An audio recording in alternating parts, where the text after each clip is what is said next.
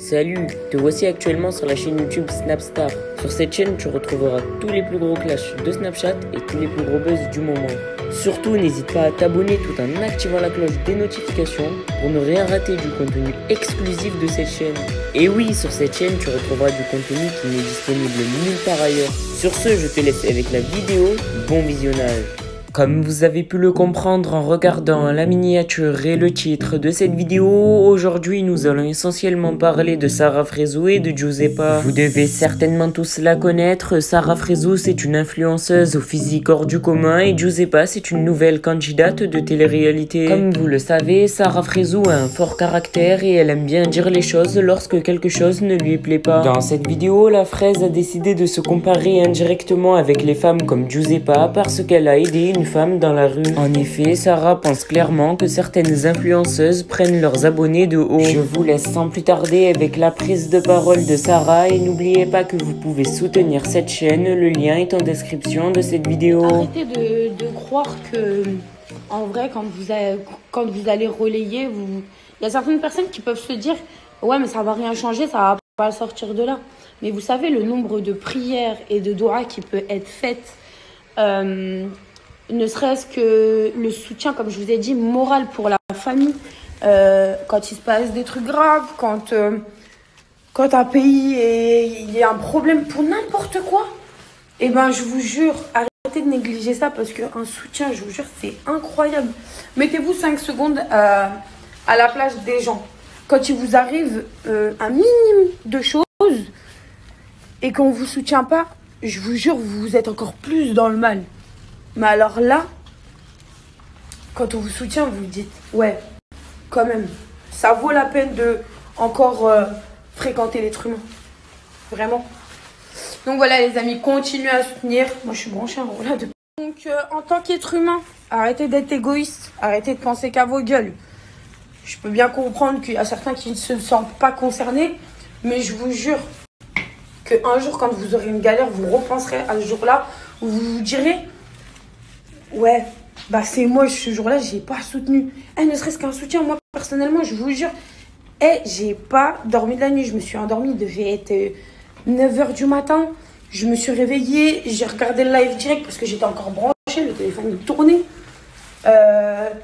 Franchement, moi et Fréquentation, depuis hier, voilà, on n'arrête pas. Lui, il est encore au coiffeur, il regarde le live en même temps que moi.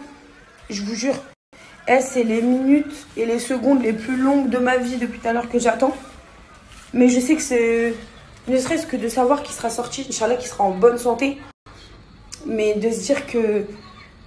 D'avoir fait bouger les choses. Parce que des fois, il faut savoir qu'il y a des trucs, si vous ne les rendez pas médiatiques, bah personne ne se bouge en fait. Je vais vous dire, jusqu'à, je vous jure, vous allez peut-être me prendre pour une ouf, hein.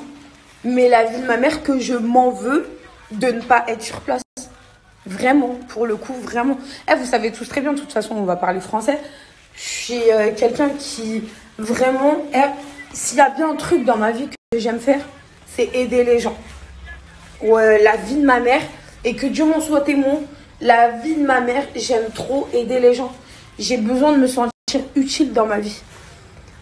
Et je sais pas si vous êtes comme ça, mais personnellement, moi, j'ai toujours été comme ça. Ça a toujours été mon kiff, comme je vous ai dit, en étant petite. J'ai toujours voulu faire infirmière. Au début, je voulais faire aussi vétérinaire pour venir en aide aux animaux.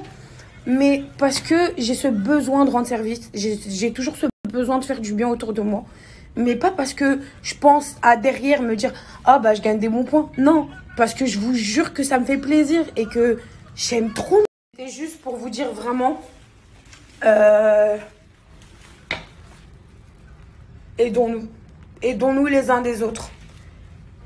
On le peut, comme on le peut, pour toute situation, pour tous les enfants dans le monde qui sont dans le besoin, pour les SDF en France ou n'importe où dans le monde, quelqu'un qui est dans le besoin, quand vous pouvez aider les amis, je vous en supplie, faites-le. Vous savez que même 10 centimes des fois, après faites attention, il y a des gens qui sont vraiment, alors là, malsains, qui créent des cagnottes, qui font n'importe quoi sous le nom de d'autres personnes qui sont là pour les arnaques.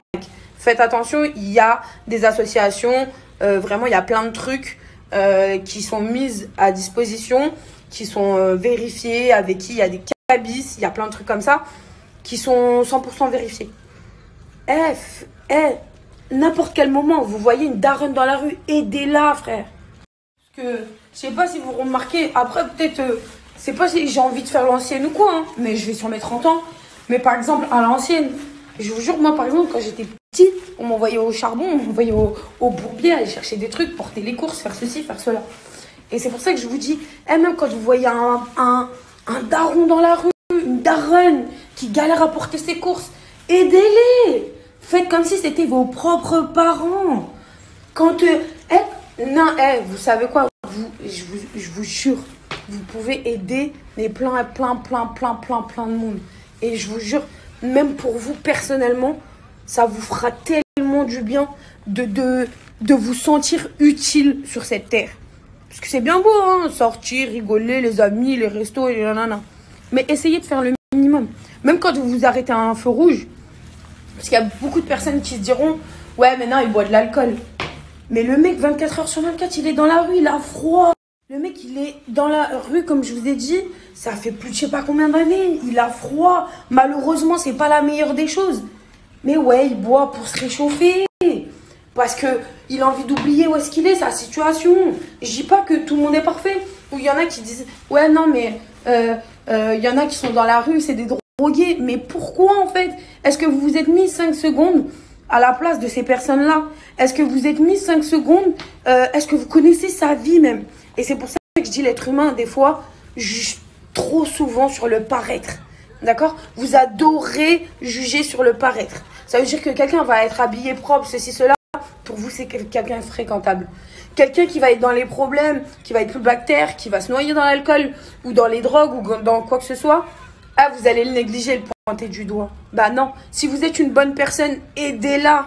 Aidez-la, laissez pas s'enfoncer. Parlez. Je sais pas. Je vais vous raconter une histoire tout court. À un moment, j'étais sur Paris. Et en fait, je roulais en voiture. D'accord? Et je suis là en train de rouler et tout. Et je regarde sur ma droite, la vie de ma mère, et que je vous mens pas, wallah. Je vois une fille allongée sur le sol, les mains en sang, dans la rue, en pleine rue, hein. Les mains en sang, par terre, alcoolisée, pas bien, et à moitié handicapée.